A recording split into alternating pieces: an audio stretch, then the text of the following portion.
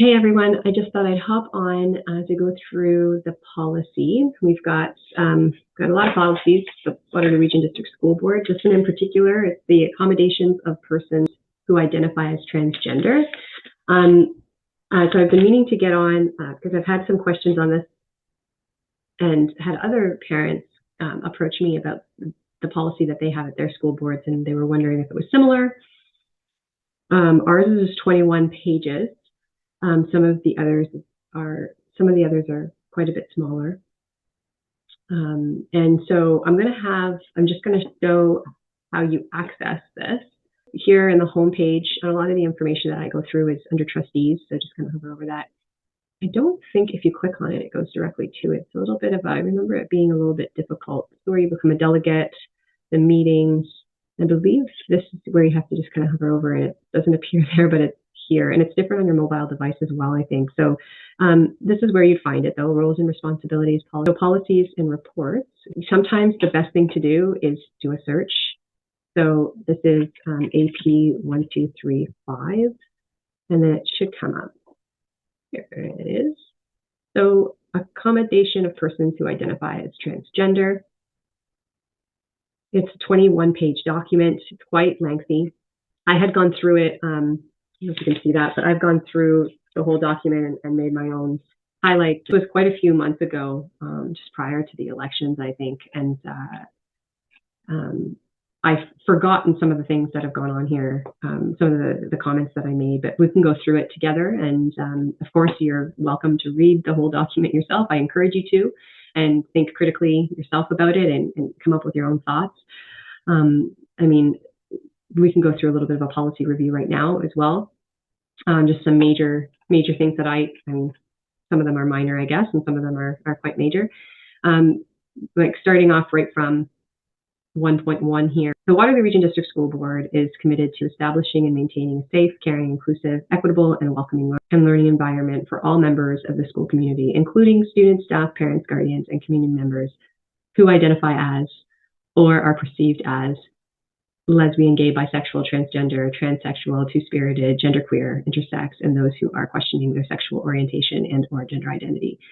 I found this very peculiar. I mean, why not just stop at the Waterloo Region District School Board is committed to establishing and maintaining a safe, caring, inclusive, equitable, and welcoming learning and working environment for all members of the school community.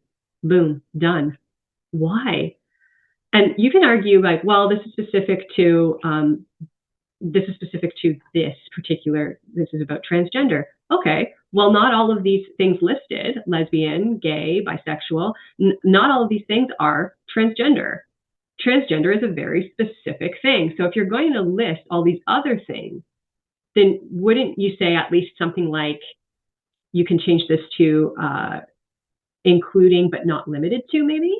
Including but not limiting students, staff, parents, and guardians, because it's being more specific to a particular population. And then, you know, you can argue, well, you're being like nitpicky. Am I? Because let's look at number 2.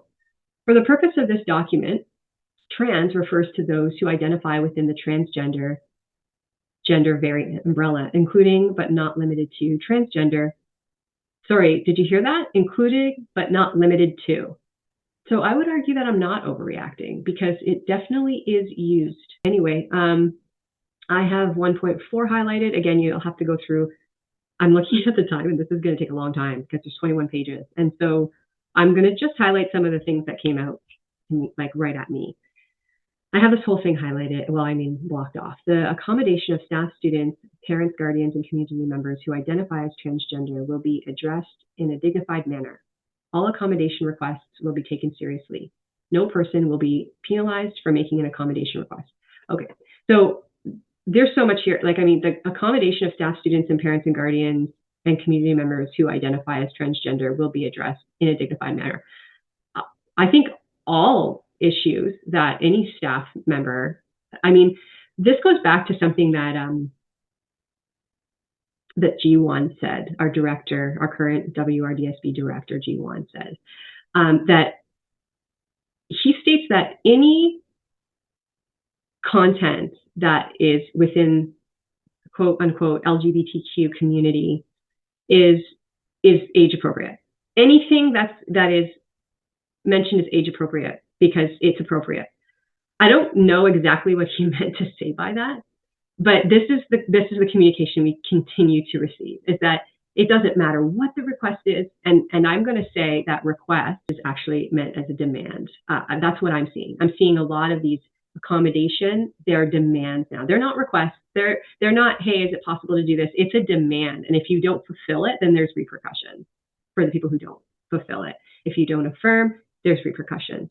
There is a very big difference between acceptance and affirming, and that's something that I think people really need to start looking into. There are inappropriate, questions for sure. There are no inappropriate questions. I would say that I believe that there are no inappropriate, sincere questions. If someone has a sincere question, there's some sort of misunderstanding, a non-understanding, something that they need some more clarity about, and it was a sincere question. It doesn't matter how silly it might seem. I think that it's always appropriate to have a question if it's sincere. Now, there are sincere questions that are inappropriate for sure.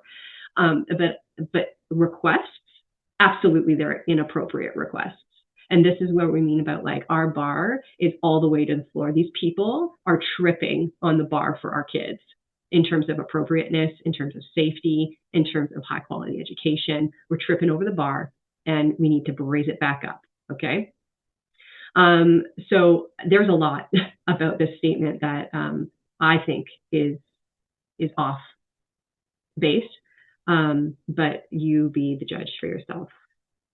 I have here 2.2. I don't remember what it was about. I have it starred based on gender identity and gender expression. So the WRDSB recognizes the rights of staff, students, parents, guardians, and community members to equitable treatment without discrimination based upon gender identity and gender expression. Okay, well, I don't have this underlined, but again, how about the WRDSB recognizes the rights of staff, students, parents, and guardians, and community members to equitable treatment without discrimination, period. Period, guys. I understand that this is about transgender specifically, but again, we're not just talking about transgender here, are we? They list specifically gender identity and gender expression specifically, and or it could say including. Again, it could say that, treatment without discrimination based on anything, including gender identity. Sure, but to me, it's just very abrupt and very aggressively stating these like superhuman rights. This goes above someone else's rights. That's what I read, and it might just be coming from a place of seeing too much of this, maybe, or analyzing or picking it apart a lot. But that's something that I see repetitively, is this almost like a statement to say, yeah, everyone matters because you're human, but then we've got these other rights that supersede other human rights, and that's not how human rights work, guys. That's not how human rights work. So again, guys, we don't need all of this. If this is really about welcoming everybody as they are, I think it's being a little bit specific in perhaps attaining some other outcome, in my opinion. So terms and definitions. Read through the terms and definition, guys, for real. The assigned biological sex, it got me. It says assigned biological, the biological classification of people as male and or female. Sex is usually assigned by a physician at birth and is based on visual assessment of external anatomy.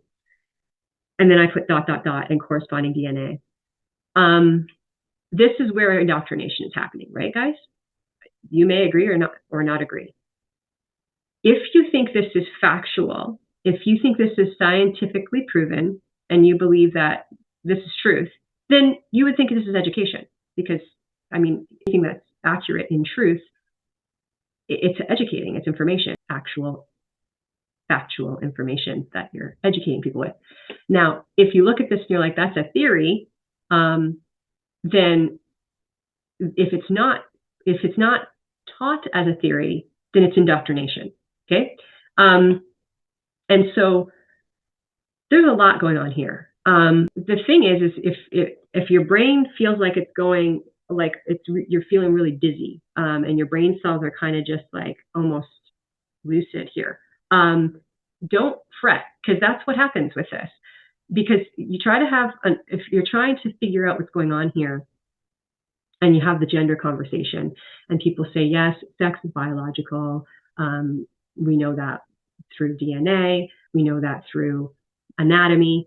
But gender expression is something that's socially constructed, and people can view themselves as different genders. And if you're trying to have that conversation, and someone who seems quite reasonable would say to you, but yes, sex and gender are two different things. Now you're looking at this, and it's not. Now it's saying that even that can be different. We have, I believe in the States now, I really don't know if it's in Canada. It might be, where doctors, and it probably is in Canada now, doctors no longer assign. We've got people who decide to not celebrate if it's a boy or a girl. Now, if we're going to have the same conversation, I would imagine that if there's a problem with saying, having a gender reveal party, let's say, and well, okay, for someone who thinks that gender is fluid and gender can be decided on, you've lost us when you now can't celebrate female or male. You've lost us. Like, you're not even, I don't even know if you have the right, I don't even know if you know what you're talking about. If you're going to tell me now that when a doctor sees the anatomy, that they aren't allowed to say whether or not it's male or female. So I really think people need to start having the same conversation, because we're not. Secondly, this is for a school board, so that's more society, right? This is a school board, and we're being told time and time again that this isn't in our schools. Well, here's the policy, guys. Take a look at the policy. We're being told time and time again, no, gender and sex are different. We're not telling kids that they're not actually females or they're not actually males. We're not telling them they get to choose that. No, we're not saying that it's something that the doctor has guessed. They guessed that you're a boy or a girl or male or female based on this. And so I think that we need to go back to, I think even Google, because I know Google and ChatGPT are quite set on specific top-down information being brought to it. And I believe even Google, if you do a Google search, it will still agree that sex is based on XX and XY chromosome. Let's just check that out. Okay, so when you do a Google search, you see a child's biological sex, male or female. Interesting. I don't know if a child's biological. I don't know if child was in there before. Interesting. A child's biological sex, male or female, is determined by the chromosome that the male parent contributes. Males have XY sex chromosomes, while females have XX sex chromosomes. The male can contribute the Y or the X chromosome, while the female must contribute one of the X chromosomes. Okay, so I really, this is a school board. It's, again, let's provide education, not indoctrination. This is not scientifically proven. It's not factual. It might be some people's ideas of it. It might be some people's new interpretations based on some theories, but it is not factual. And you can argue and say, well, assigned. No, you don't tag on an extra word to biological sex and then change the definition of it. No, that's my opinion. But if you think that's okay, proceed. If not, you might want to say something about it.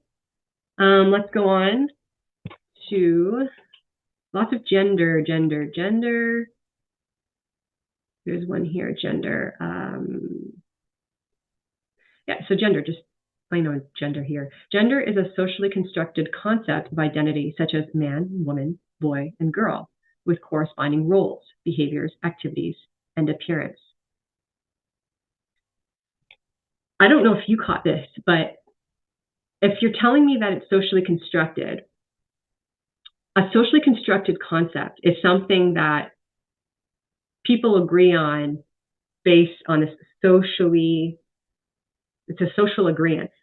And some people might not agree, and some people, and most will, because that's why it's socially constructed. It's been kind of the majority is kind of pushing for a certain thing. I want to know, how is it that it's being it's one, I don't agree with stereotypical roles of being like, if a woman does a certain thing, that means, or a female does certain things, that means she's no longer a female. That's again, if you feel like you're getting dizzy with the hypocrisy and the cognitive dissonance, that's what's happening. That's normal. That's normal, because all these years, the argument is there aren't social, like, gender is socially constructed, and we have these things that we say that females should do and males should not do, and all this. Let's take the very basic thing of colors, that boys shouldn't be wearing pink, and or only girls wear pink, whatever. Only girls play with dolls. These things that are, I was always not about those things. Like, if my boys want to play with dolls, cool. If they want to wear pink, cool. Like, but now we're saying that this is socially constructed. We're trying to dismantle those biases and letting people be people.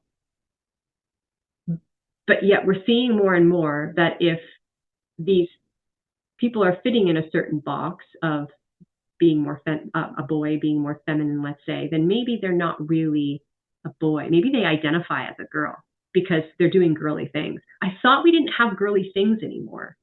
I thought that was the whole point. I thought a boy could be a boy and do things that girls do and still be a boy and a male. So I'm really wondering if people understand, when people such as myself and other people standing up against this, that we do care about the kids and we aren't trying to put them in some sort of box. I think the opposite, actually, if you're looking at, and we're not trying to conform them into all doing the same thing or fitting into these gender stereotypical norms. No, that's not what's happening. If anything, I think that that's what's happening with these policies and what's happening in our schools. But I'm up to debate that if you have something to say. So I have here, then how is it that each individual, oh yes, and so if it's socially constructed, another note I had here, I didn't even have that here. What I just mentioned wasn't in my notes. It was just another thought that came up. If it's socially constructed, then you don't get to decide, really. You could go outside of that social norm, but you need to understand that there are consequences to going outside of social norm. There are reasons why there's been some sort of social norm made. And so anyone who goes outside of that, it's welcomed. But you need to be okay with other people not being okay with you going outside the social norm. That's why there's a social norm. And so I'm not saying everyone needs to do the same thing or you're going to be called out for it. Sometimes people do something that's outside the social norm. This happens with fads. This happens with fashion.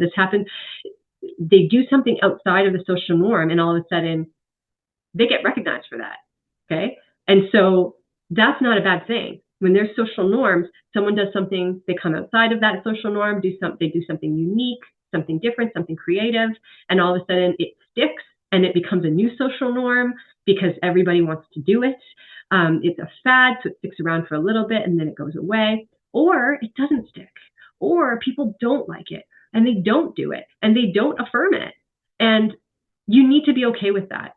We cannot be demanding.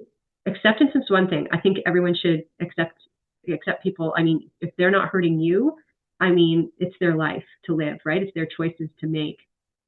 But affirmation is very different from that. Affirmation is expecting, demanding that not only the person be accepted, but the choices that are being made are being celebrated and lifted and glorified. And that's not okay to demand that from people. So, and that's, not necessarily speaking of this policy, but just in general in society at large. And so when I read this, is another note I had here, identify such as male, boy, girl, with corresponding roles, behaviors, activities, and appearance. And I thought to myself, how progressive is that? So anyway, those are my thoughts on that. Gender binary system. I just have a note. What is this? Exclamation mark, question mark, question mark. So let's read it together. Gender binary system, a social system that requires everyone to be raised as a boy or a girl, depending on what sex you were assigned at birth, which in turn forms the basis of how you are educated, what jobs you can do or are expected to do, how you are expected to behave, what you are expected to wear, what your gender and gender presentation should be, and who you should be attracted to, love, /marry, etc. I'm not even going to, you go ahead and read that. And I want you to read that to yourself or ponder it, and then tell me what should go with it. Tell me what it should be describing, what it should be the definition for. Gender independent was another one I had starred here. Gender independent refers to the individuals. Gender independent refers to individuals who do not follow other people's ideas or stereotypes about how they should look and act based on the female or male sex they were assigned at birth, also called the gender variant, gender creative, or gender nonconforming. Yep. I'll just well, I don't know what I wrote here. Assuming that those that fit said stereotypes do so in a non-independent manner. Oh, interesting. I'm going back to my old thoughts here, which, yeah, no, that's absolutely true. How creative is it? It's no longer all that creative. When we have students who, just the other day, I was reminded by a parent that's literally just at the bike store this weekend, by a parent who's at the time, grade 1, came home and said, "Mom, they're celebrating me today." Or they're celebrating me tomorrow, or whatever it is. Oh, what are they celebrating? Oh, because I'm going to choose to be non-binary. So she wasn't going to be celebrated really, but since she decided to be put into that LGBTQ plus box that the schools are now promoting, she gets to be celebrated. So how creative is it? How self-identifying is it when it has been created to be something that it isn't just someone who's thinking of this because it's who they are. It is an idea, an ideology that is being thrown at them constantly. And you can argue that it's not constant. You can also go and walk into the schools and you can see how many rainbows there are, how many conversations, how many books, how many everything there is about how many days are attributed to this in our schools. And you tell me what it is then. If I'd be happy to be wrong on this. Like, you tell me what it is then. Gender neutral pronouns here. Gender neutral pronouns, a pronoun that is not associated with a particular gender and that does not imply male or female. Many English pronouns are gender neutral, including they, which can be substituted in a singular use, and apparently I think the definition is changing to that. He, she, they. Alternative pronouns used include sie, zer, her. Here, I guess, because if it's her, it would be confusing. Not that it's not confusing. How many? I'm really curious. I'd have to look this up. I put how many ? It says there are many. It says many English pronouns. Many English pronouns are gender neutral. You gave me one example. They. Non-binary. We'll go on because there's just so much, guys. I think I'm on page 3. Okay. Refers to a person who does not agree with the idea that there are only 2 genders, male/female or man and woman, and that a person must be strictly gendered as either or. Does not agree with. That's what I have. It's non-binary is someone who doesn't agree with it. Is it or is it not? Is non-binary a person that does not see themselves as a man or a woman or a male or a female? Or is it a person that doesn't agree with that notion? Because I think this is a very poor definition if it's just someone who doesn't agree with it. I mean, okay. Questioning. This is the Q, people. Or I think Q can also be queer. So questioning, being unsure of one's sexual orientation and or gender identity, feeling uncomfortable with or unwilling or unable to self-categorize within traditional labels such as gay, straight, man, woman, etc. This is where I'm like, more money, more problems in the West, isn't there? Isn't there? When will we ever create problems that didn't exist?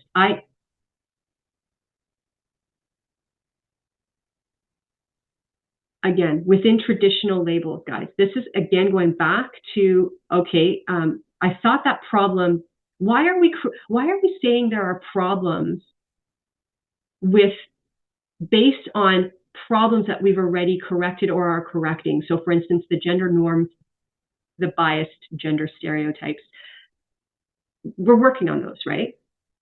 We're seeing that women can do things that traditionally men would only do, and vice versa, and wear things differently, and yet we're going back as if well, we can't solve that problem, so then we're gonna take a different approach to this problem solving. Okay, let's go on. Transgender, an umbrella term that refers to individuals whose gender identity is different from their assigned biological sex at birth and/or whose gender expression may be different from the way males or females are stereotypically expected to look or behave. Again, we're dealing with things that, like, I thought that's not a problem anymore. So I have here whose gender identity is different from, and so then gender is linked to sex. And this is why we need definitions for things. And that's why we need a definition for a man or a woman and a female and a male. That's why we need the definitions to persist. We need the definition of a girl is female child. A woman is an adult female. We need those definitions so that we can have conversations with people. Okay, transition. The process, which for some people may also be referred to as the gender affirming process, whereby people change their appearance or physical body to align with their gender identity. I thought if a male could wear anything they want, and then therefore, guys, my brain is doing the thing again. It's like, can you see the hypocrisy? And this is why it's here. You get so dizzy that it's like, well, I might not be getting something, or no, you are getting something, and it's not making sense for a very good reason, so that anything can be pushed, anything goes, because none of this makes sense. Look at these definitions, guys. Look at these definitions. Pick them apart yourself. Okay, let's go on. Transition means different things to different people, due in part to issues of access, safety, and personal choice. It may involve, if freely chosen, modification of bodily appearance, presentation, or function by medical, surgical, or other means. I have circled here if freely chosen, because another argument that the ideologues that push this will say, it's not, you don't get to choose. You're born this way. Because remember that the argument that they're making, how fast it will break down if this is about accepting people and fostering people how they are, and accepting them and affirming who they are. What I mean is they're born and they exist. Let's affirm and nurture them as they are. Imagine how fast the argument will break down if they actually get to choose something else other than who they are. If they're choosing something other than who they are, then you're no longer affirming and accepting the person as who they are. You are now affirming and accepting them to be someone that they are not. So WRDSB would highly recommend you looking into the meaning of this, because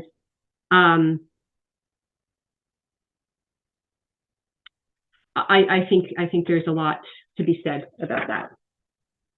There's a lot on page 4. Transphobia.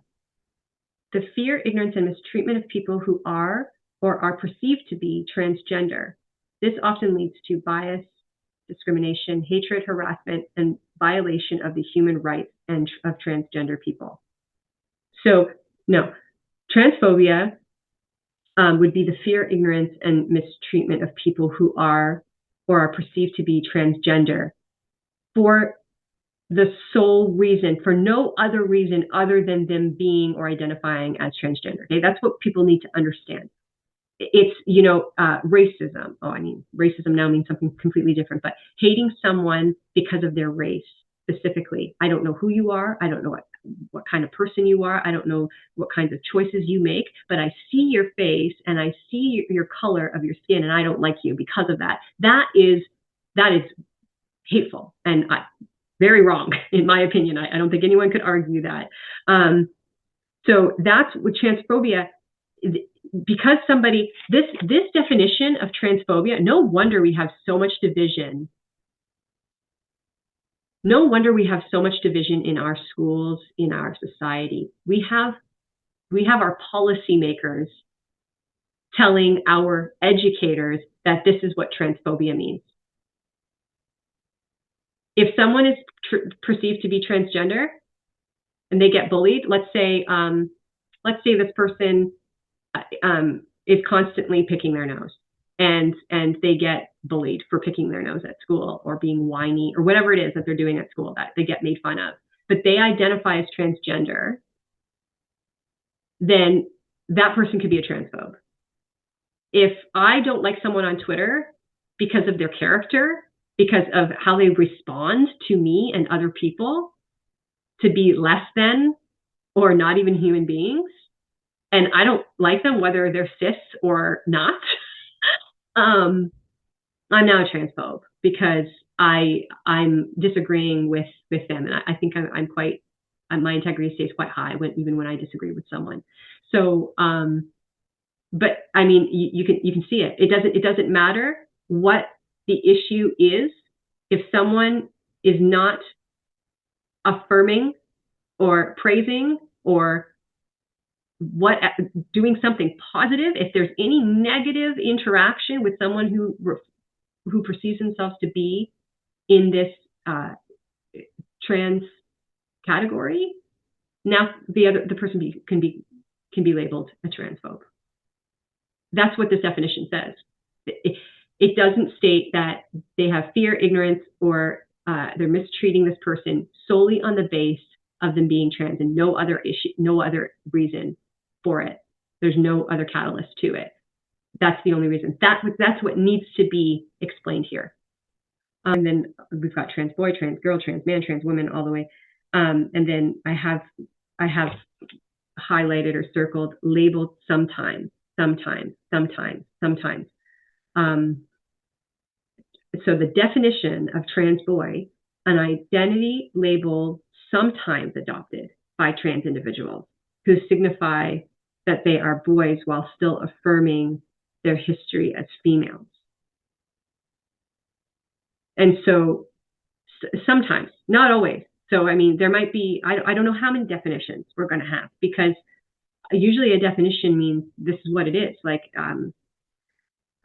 so we have sometimes, and then, bringing the point that people can identify. For instance, we had a delegate come on and introduce themselves as a grandmother, and a grandmother, I think it means something, and that's okay in society today. That people just kind of, demand that people affirm what they want to identify as. I'm not okay with that. You might be okay with that. I'm not okay with that. I think this is a very slippery slope. I think we're losing our language. I think we're losing our meaning. I think we're losing the symbolism and the depths of what our words mean and the stories behind them. And I think it's a damn shame, is what I think it is. Okay, responsibilities of principals and managers. Okay. The Ontario Human Rights Code provides for the equal rights and opportunities and freedom from discrimination for all persons. People cannot be discriminated against or harassed because of their gender identity or expression. These administrative procedures explain WRDSB's best practices related to accommodation based on gender identity and gender expression. They have been designed to raise awareness and help protect people who identify as transgender from discrimination and harassment. Okay, so I have here highlighted again, we talked a little bit about this. So people cannot be discriminated against or harassed because their gender identity or expression. I don't think you get to decide that. I really don't. Do I think that it's mean to make fun of someone or to put someone down because they've decided to do something that you wouldn't do? No, I'm not saying that. I don't condone that type of behavior. What I'm saying is I also don't expect everyone to accommodate my choices and you know, I think of when the top knot. I still remember the first time I saw the top knot. It was my colleague and friend who, she was actually a ballerina. So I mean, and that's what it reminded me of. The top knot at that time reminded me of a ballerina. And I remember thinking, like, I don't know that I like the look of that. Like, I don't know that I'll ever wear my hair like that. And of course, you see it more and more. And I mean, this is how fads happen. I hope everybody understands this. Like, you know, like, and I saw it more and more. And I'm like, yeah, you know, and then I realized that when I do that, I'm actually able to take my hair down without that kink, like that kink that happens right here. And I was like, this is actually genius. And so I still use the top knot. I don't even know if it's even popular anymore, but I still do it. And you see, I still remember one of the first times I wore a top knot, and I was teaching a class, and one of the fellows in the class said, I don't like your hair like that. Like, he actually told me he didn't like my hair like that. So I get to decide then, do I look at that as like, you're so mean and whine and like whatever, you know, and make it into, it's his responsibility to make me feel good about my choices? Or is it, I understand because I felt the same way when I first saw the top knot, and I actually really like wearing the top knot for many reasons. And so I'm going to proceed doing it, regardless if you make fun of me or not, or regardless if you give me your opinion of not liking it. Kids may not be so direct and I don't really like your hair like that. Or they maybe are, or maybe they do it in a different way. The fact of the matter is you don't get to tell someone else what kind of opinion they have on someone else's choices. You don't. People shouldn't be harassed. They shouldn't be discriminated against. I agree with that sentence here. Absolutely. But what does that look like? You're going to have to define it. You're going to have to define it, because now if we're not talking about a top knot for a woman, but we're talking about, let's say a little boy wears a dress and his classmates or their classmates say, why are you wearing a dress, and make fun of the boy. I don't think it's up to you to get to decide how that plays out. I mean, that kid gets to decide whether or not they want to wear a dress or not. And those other kids get to decide whether or not a socially constructed norm, if they want or are okay with or agree with the idea that, yeah, boys should be able to wear dresses now. Yeah, that's a good idea. You don't get to decide what is socially constructed. You can do, I mean, all the power to you and the kids that say, you know what, I'm going to keep wearing a dress. And you know what? I think you're going to like it too, because it's really comfortable. Whatever it is, same thing with jeans. I remember seeing those big holes in the jeans, you know, and those ripped jeans was one thing, like a little bit of, then all of a sudden there was like these huge holes. And I'm like, I don't know. I couldn't see myself ever wearing jeans like that. Of course, I ended up wearing jeans like that. Everyone was doing it, right? Like, and it's like, I'm going to try this out. You try it out. It starts growing on you. you try it. Now it's like this great in between where it's, you can wear long pants in summer because of the air conditioning. I mean, these are things that they're social norms. They're socially constructed because, hey, it ends up being a pretty good idea, or it's stuck around for a reason. You can't demand that society start accepting and affirming. Accepting is one thing because we don't want the discrimination or harassment, but you cannot expect it to be affirmed and replicated to the point where it becomes something that everybody is okay with and agrees with. And to this day, my dad still doesn't agree with the ripped jeans. And I mean, but no one's forcing him to wear them. I see that no one's forcing me to do these things, but no one's also forcing him to affirm that it's a good idea. He can still continue to tell me how much he hates those ripped jeans. Like, he can still keep on attempting to influence me to change my jeans so that I don't risk other people thinking the same thing he's thinking and discrediting me or thinking that I'm not professional or whatever it is for his reasons. You don't get to decide. You don't get to decide it. What we need to work on is helping our kids become just good human beings, like good human beings that want what's best for other people and themselves, and come from a good place with heart and integrity and truth. Okay, you don't get to demand or expect these responses from people. Okay, so privacy. We've got a long way to go. So I won't read all of it out. I'll allow you to read that part. I'll just look at my notes here. WRDSB staff must keep a person's transgender status confidential. Okay, maybe I should read this whole thing. That's probably the interesting about it. Okay, privacy. All persons have a right to privacy, which includes their gender identity. WRDSB staff must keep a person's transgender status confidential.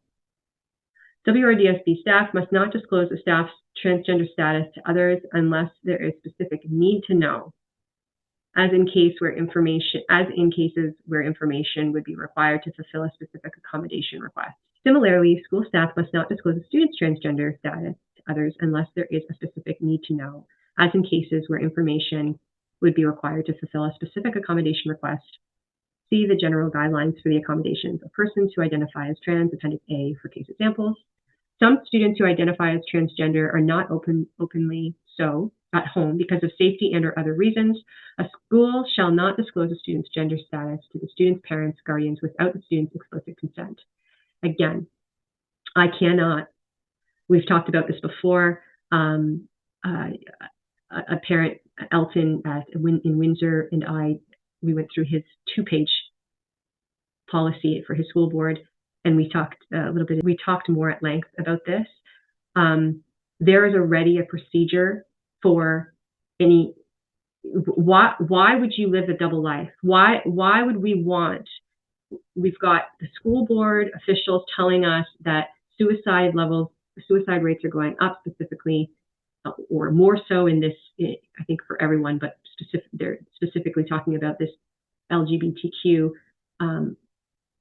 community that they label, and yet we are allowing kids to come to school and be someone either that they are or they aren't, and then go home and be someone that they are or they're not. It is like a bipolar experience that these schools are fostering.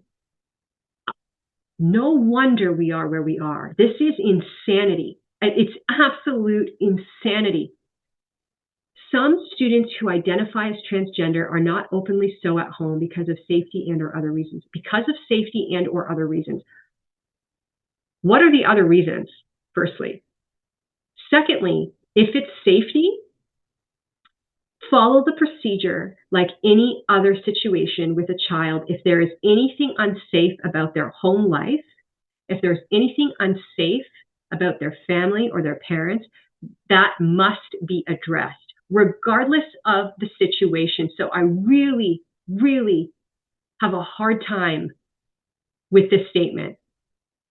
I mean, I'm thinking at this point, the school boards are liable. This is insanity.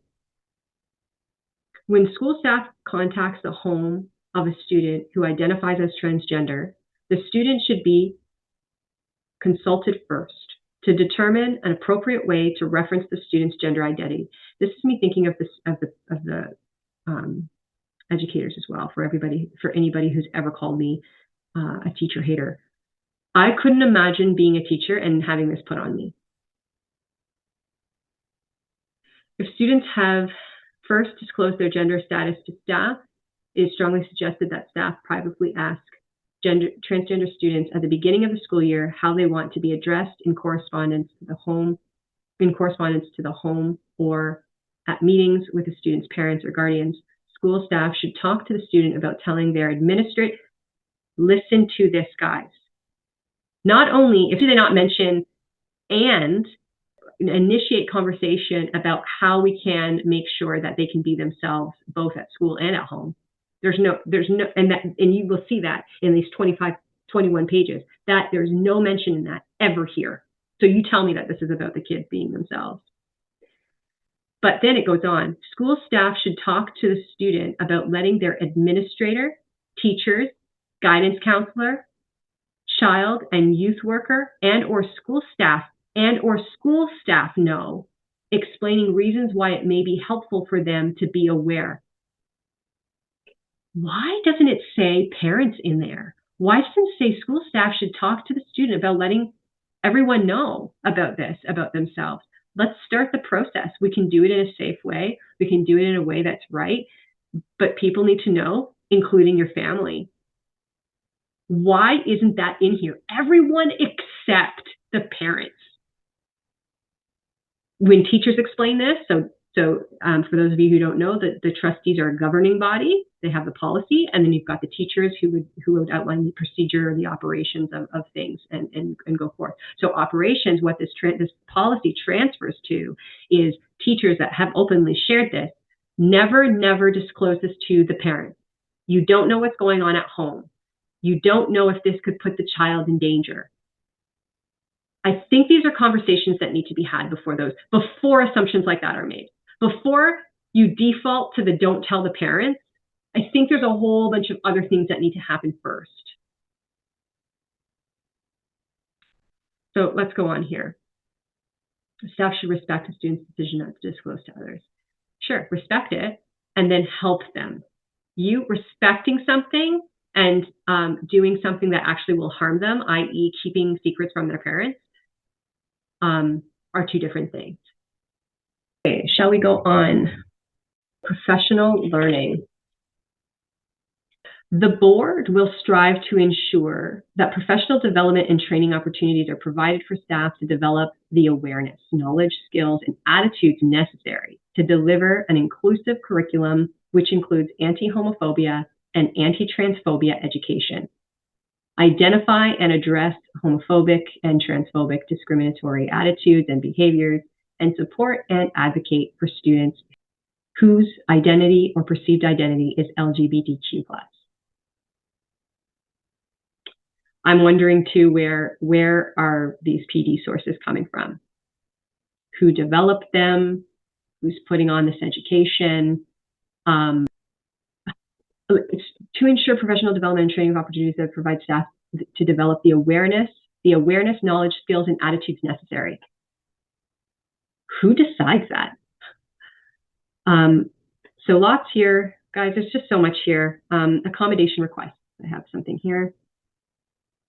I'll let you read through it. I'll just highlight this because I'm taking up a lot of your time, and I have to keep on cutting this because I got to go to a client, and then I got to go pick up the kids, and I'm doing this in like all these pockets of time, and I need to get this done. But so I have a big check mark here, and anybody who identifies as transgender is unique with different needs. Yes, I mean, so I'm having a hard time with I think I'm having a very hard time with people being put in boxes. So seeing this label of LGBTQ community is that, no, it's a person that's going through whatever it is they're going through. And I don't agree with putting them in boxes. I don't think that that's the right thing to do. Unless the goal is to make them feel included only within a certain community. And I think that's it right there. So these kids are welcome, period. They're not just welcome in the LGBTQ community. They are welcome, period. So I think, you know what, I think that's the problem right there. One of them, anyways. So this one is a big box here. If a student or staff member informs you of their intention to transition, your support is critical, and your words and actions will impact the outcome of the transition. You're going to have to elaborate on that, my friends. I mean, I don't, it sounds like people and influence are pretty critical. But yet, then we hear that it doesn't matter what anybody says or does. Someone who's trans is trans. And it doesn't matter what anybody does or says, they're still going to be trans. So here we are. Be open-minded and discuss the needs and concerns of the student or staff member in a respectful way. Refrain from voicing personal opinions regarding the person's decision to transition or about their appearance. Take the time to listen. Also, take the time to acknowledge and reflect on personal bias. I have here circled, refrain from voicing personal opinions.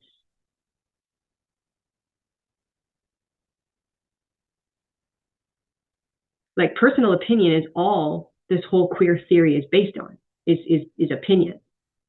It's based on opinions and feelings, and that is queer theory. And yet we're telling people that, look at the definitions, for goodness sakes. Look at through the definitions. This is what we're telling people, that this is what is fact. And yet you're going to say, refrain from voicing personal opinion? That's all this is. I have this highlighted here. Make it clear that your conversation will be held in confidence and that you would like to discuss how you and the Equity and Inclusion Officer, if requested, can assist them during their transition. Ask the student or staff member for their suggestions on what you can do to help. So you're asking teachers, staff members to say, to hold their, refrain from their voicing their personal opinions, take the time to acknowledge and reflect personal biases, i.e., don't have a conscious thought on this, i.e., grooming the adults to lower their intuition, as John Euler would put it. That's exactly what's happening here. But go ahead and ask, how can I make this happen for you? If you're going to be neutral on something, you're not going to deter someone from doing it, but you're also not going to encourage them to do something. And that's what's happening here. It's this kid, this child, has decided on something, and you're going to refrain from voicing your personal opinion. Yet, I'm the teacher hater. I'm the one who doesn't have confidence in our teachers, right? I would very much rather a teacher tell a child, like, are you sure? Ask the questions. Ask the hard questions. Where are the hard questions in this policy? Figure it out. Figure out some questions that are that could be appropriately framed for an educator or a staff member to ask a child to make sure that this is right for them. That's not conversion. That's asking critical questions. If a child were to say, I want a tattoo, you would have questions. Are you sure you want to do this? It's a permanent thing. Like, you would have those questions, yet you wouldn't for this? Come on, guys, like, give yourself some time to think about this and what's going on.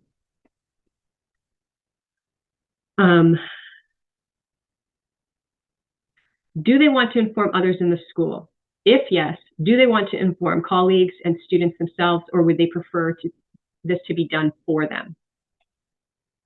Do they expect to change their name? If yes, what name and pronoun would they use, and what do they want to be referred to with the new name and pronoun? So they have 2 questions here, 4 questions here. And I mean, it's digging in pretty deep, right? I mean, like, yeah, it's school related, I guess you could argue. Do they want others to know in the school? I mean, no one ever exists and needs to be asked, do you want other people to know who you are? They exist. You have some stars here. As managers, you may need to address the concerns of coworkers, parents or guardians, and community members. A lack of knowledge about transgender issues has the potential of creating misunderstanding and tension in the workplace. Please be advised that there will be people who will be resistant in learning about the transgender community. In such circumstances, remind all employees that they are expected to conduct themselves in accordance with the WRDSB Equity and Inclusion Policy, which we'd have to look at, the Charter of Rights and Freedoms, and the Ontario Human Rights Code. What a warning we're getting here, right? Like, again, no room for critical thought, no room for conscious speech. No, there's no room for anything other than the narrative. That is a huge alarm bell, guys. You really need to take a look at that. I mean, they're setting you up. This is the manipulation that I read in this paragraph is outstanding. Expect it. Expect some pushback. Expect people that don't agree. People who don't agree, misunderstood. They're misunderstanding the situation. They don't agree. That's because they're not educated. They're not progressive. They've got some growth to do. No, I think that we need to start realizing that people have done a lot of growing, a lot of learning. They know very well what this is, and they are deciding for themselves that it is not okay. And if it's not okay, they get to talk about that. And so this is, again, just censorship.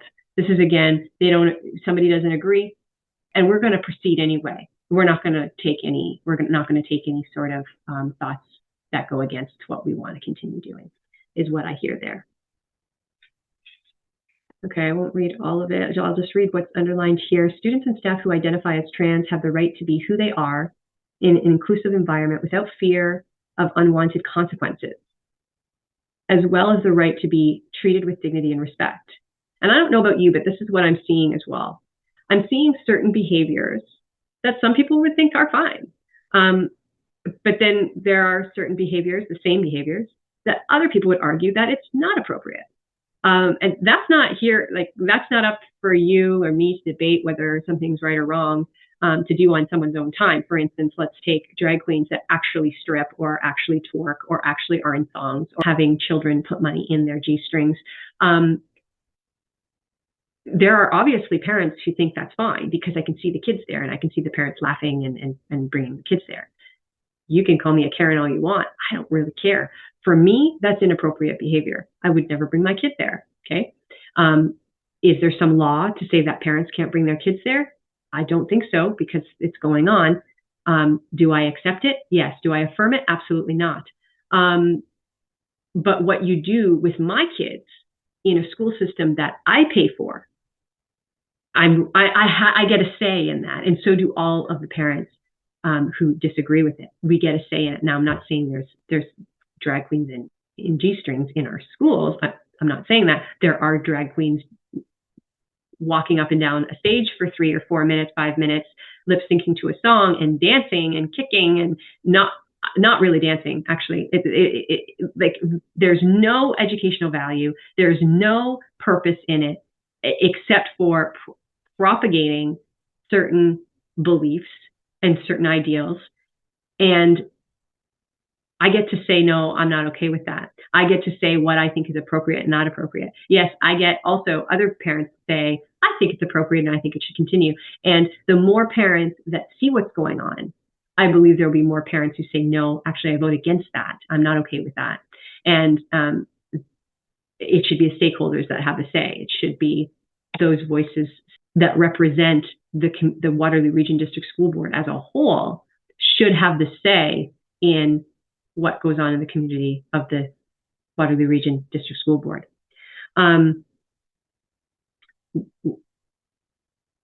What is appropriate? What is inappropriate?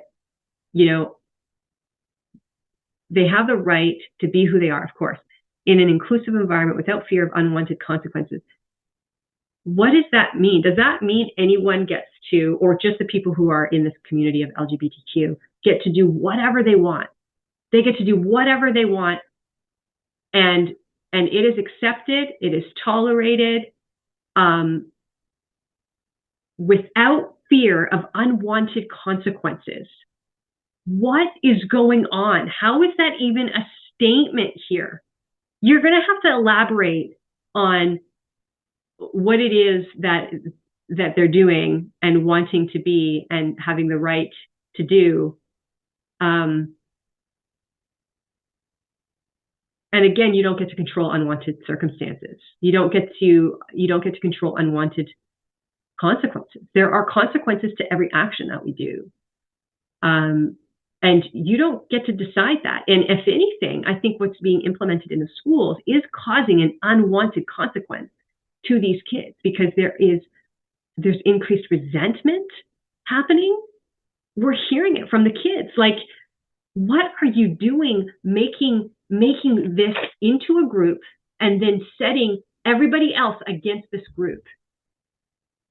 By forcing someone to stand by something that they don't necessarily agree with. They would accept it, but they don't agree with it. So they're not wanting to participate in certain things. What do you think that does to a human mind?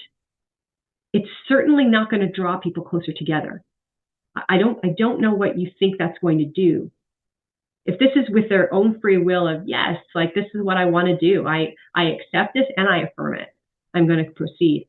But what's in this policy is forcing people, regardless of what their will is, to behave and do something in a certain way. Yet the group that we're talking about gets a free pass for anything. There's based on this policy, it doesn't matter what the request is or the demand is. The accommodation must be made. It must be heard. It doesn't matter, how they want to express themselves. It's okay. It's A-okay. And we're seeing this. Like, look at the Halton District School Board. We're seeing how this is superseding human rights, absolutely, positively.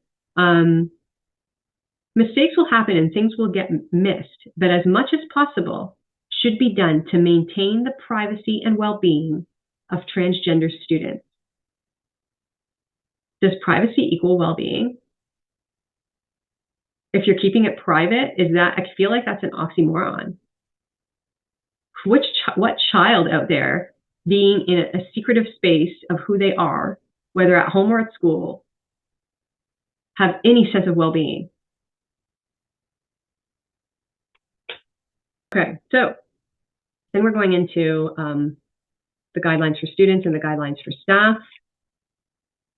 So if you're going to guidelines for students, page 7 goes through areas of accommodation. You'll have to read that on your own. I'm sorry. I'm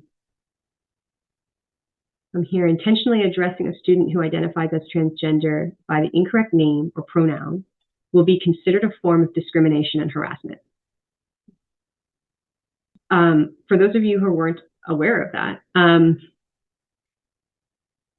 as you probably know, if you're listening to this, you may believe that it would be a lie to call somebody by a different name or a different sex, or maybe you believe that gender is connected to sex, and therefore if you're going to use a different gender, different pronoun for that gender, that it would be the same as calling that lying about their sex.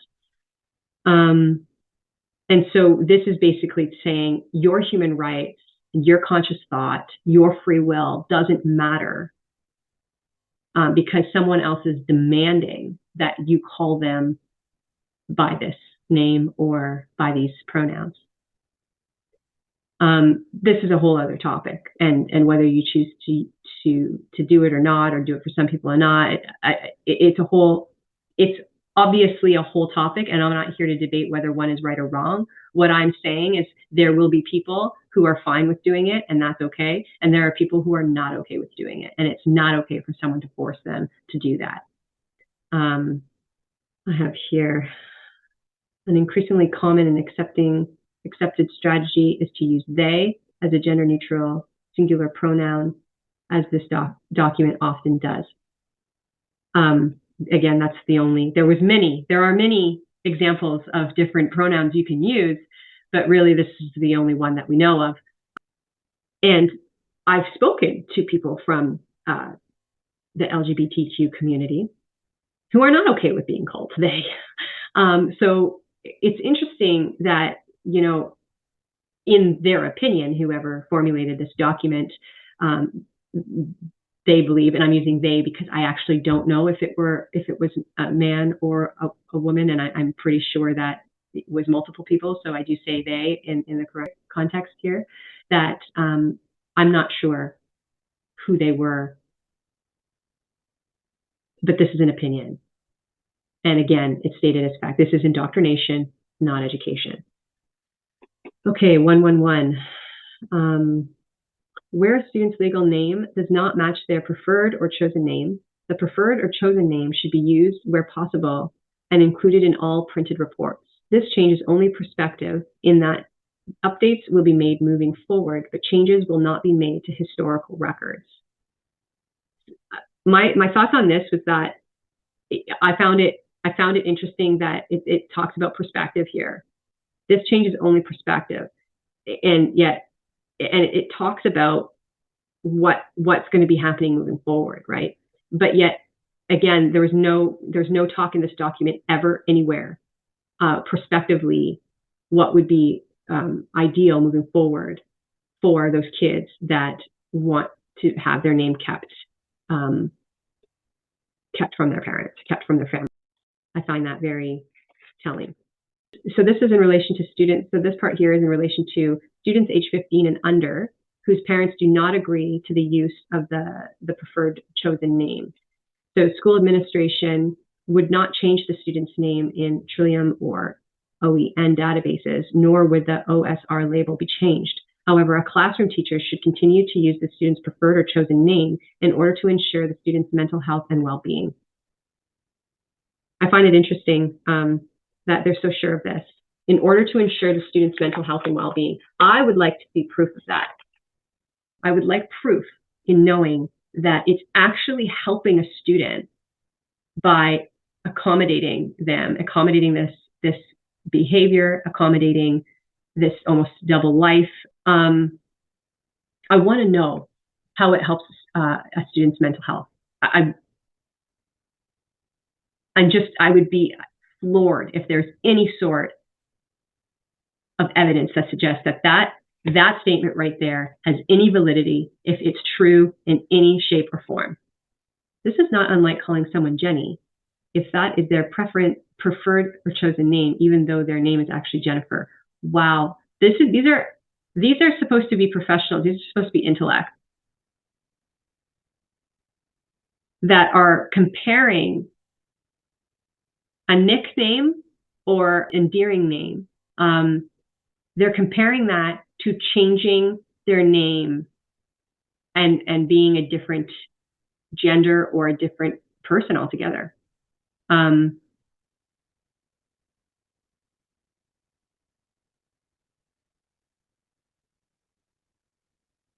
I don't know. Like, what do you think about that? I mean, what do you think about that? Do you think it's the same thing? Do you think, and if so, because these are adults reading this, if so, did you need to be told that? Did you need to be told that it's no different. It's no different than calling someone Jenny when their name is actually Jennifer. Did you need to be told that? Because I think that if it were true, firstly, you didn't have to say it because these are adults reading this document. Again, I think this is manipulation. I think it's manipulation and it's absurdity. So you have to read more, move on there. Let's go to washroom access. Under the Ontario Human Rights Code, all students have a right to safe restroom facilities and the right to use a washroom that best corresponds to the student's gender identity, regardless of the student's sex assigned at birth. I think you just have to read that again. Under the Ontario Human Rights Code, all students have a right to safe restroom facilities. Okay. I'm not saying that the schools are necessarily unsafe. I'm not going to say that it is a safe idea to do this. They also have the right to use a restroom that best corresponds to a student's gender identity. Now, I have a question. What makes a restroom or washroom correspond to a gender identity?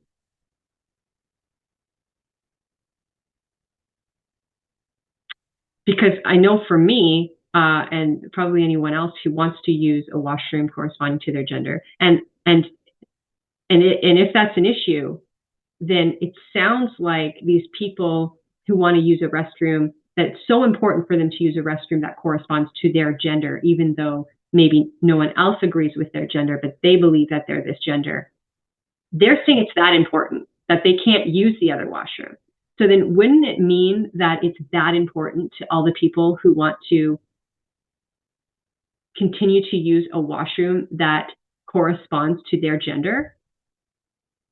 What is the definition of that? If it's so loose and everyone gets to decide, there will never be a bathroom that, if there isn't a set rule on that, then the washroom is just a communal washroom. It's just a co-ed washroom.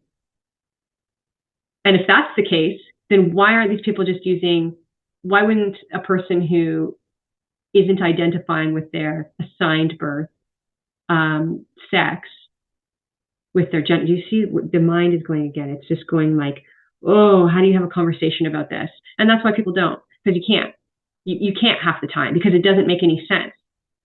Can you just look at this statement and tell me how it makes sense? If everyone has the right to use a washroom that best corresponds to the student's gender identity, what's going to happen when girls who identify as girls go into the washroom and see people who identify as girls in a way that they wouldn't identify as a girl? It's no longer a girl's washroom. They no longer have a safe space that corresponds to their gender. I don't know how this ends well. And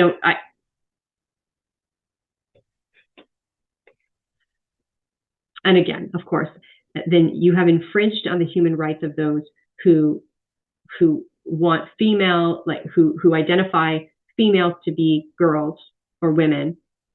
You are now infringing on their human rights, because you're saying that that's not right.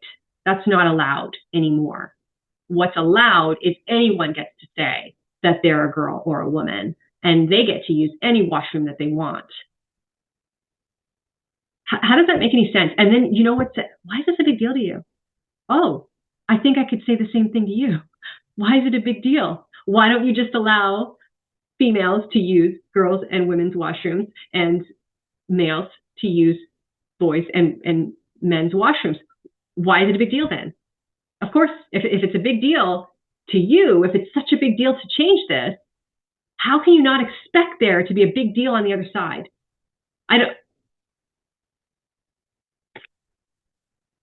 Dress code. A student should be permitted to wear what they want and express their gender in accordance with their gender identity, as long as attire is acceptable according to current dress code standards. If a student is wearing inappropriate clothing, this should be addressed regardless of their gender identity. Fabulous. If they are wearing inappropriate clothing, I'm wondering what that means. And how come this statement, it should be addressed, and if there's inappropriate behavior, inappropriate this should be addressed regardless of their gender identity. Why isn't that stated anywhere else? Because, I mean, because it's stated here, I can't presume that it's implied anywhere else, because it's being very clear that, oh, in this case, in this circumstance, in dress code specifically. And also, again, we see this is left to interpretation. What is appropriate? What is inappropriate? Look at the Trafalgar case, the Halton District School Board. What is inappropriate these days? What's professional? Who gets to decide that?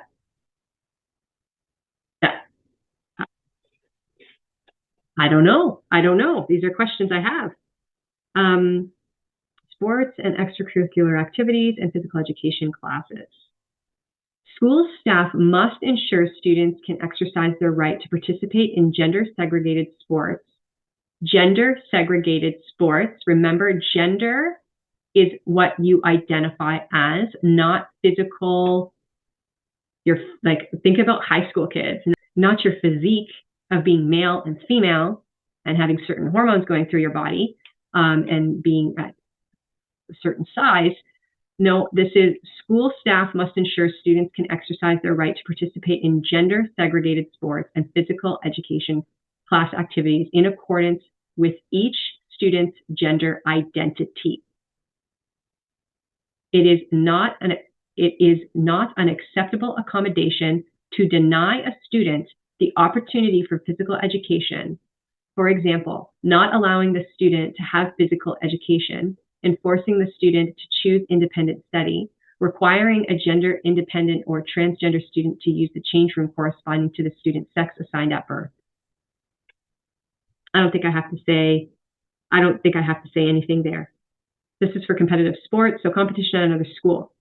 If a transgender student athlete requires a particular accommodation to ensure access to appropriate changing, showering, or bathroom facilities, school leaders, athletic directors, and coaches in consultation with the transgender student athlete should notify their counterparts at other schools prior to competitions to ensure that the student has access to facilities that are comfortable and safe for this person. But the human rights of everyone else doesn't matter. There was a student, high school student, who did a delegation about how a male was able to shower or change in her changing room, and she felt completely violated. And the fact that I say that, and I know the reaction of people, why would she feel? How dare you tell a young girl that she doesn't get to have her own boundaries with her own body? How dare you? I don't even understand how you can even make up an excuse. Like you've tripped over the bar. So a young girl's like, there's a man in my changing room. I don't feel right. Oh, stop being a bigot. Oh, that's because society has told you to believe that. You are grooming her. You are making her dumb down her intuition. Stop it, because more and more people are waking up to this. And if you are still in this slumber, there will be consequences for you. I know it. I know there'll be consequences for you. I say that with great confidence. If you can tell me otherwise as to why you wouldn't, please go ahead. I'm open to hearing it. I have a note here too that it's interesting that we're talking about looking at a trans person as a person. Okay, it's almost it's almost as if anyone who's not trans, anyone who is not in the LGBTQ box, they could be dangerous. They could be dangerous, and we need to watch out for that. But the people who are placed in this LGBTQ box, they're not dangerous. We know that because they identify as this, and that's it, and that's all it is, and they're not dangerous. People are people, and there are dangerous people, and there are inappropriate people in all walks of life. Okay, so I'm just looking at the time, and I mean, this is a very long video, and I don't know how many people are actually going to watch this all the way through anyway. So I think what you can look for is just look through it. I mean, I stopped. I'm here on page 10 now. I think you've probably gained enough to know whether or not you want to read the document on your own, or whether you want to express any opposition that you have from the document. What you can do now is, obviously, you can read the rest of the document if you wish. But contact your schools, contact the trustees, contact the ministry. If you don't know how to do that, please reach out. Email down below. Feel free to send me an email. And if you don't know how to do that, or if you're kind of at a loss of what to do next, please reach out. I mean, I had no idea. I knew there was a school board. Obviously, logistically, we know that there is a board of some sort whenever there's some sort of organization. But I mean, I didn't know about the school board. I didn't know what was going on in the school board. And I'm quite active in my kids' learning. I was, I am still part of the school council. So we do have an in on kind of what's going on in some respect. I try to keep up with what's happening. And I'm seeing more and more that I am complacent and I am falling complacent to this. I'm giving consent. I'm giving consent to certain things being said and done in schools I have no idea that I'm giving consent to. This is uninformed consent. And then my kids are there. They trust me. And if I've placed them there, then they think that they must be able to trust the information. And if we don't have this information to even be able to suss it out with them and figure out what's being said in schools, I mean, we don't even have a chance, right? So take a look at the document. I think a major one for me is looking at these case examples. So if you look at page 13, privacy case example, and I mean, take a look at that. Look at the questions that are being asked. So the question is, the administrator has been informed by a student that they identify as transgender, that their parents or guardians are not supportive. Okay. In the situation, the administrative should consider asking the student the following question. Before you even look at that, think of some questions that you think would be sensical, that would be helpful in this situation. And then read the questions and see if your questions are there.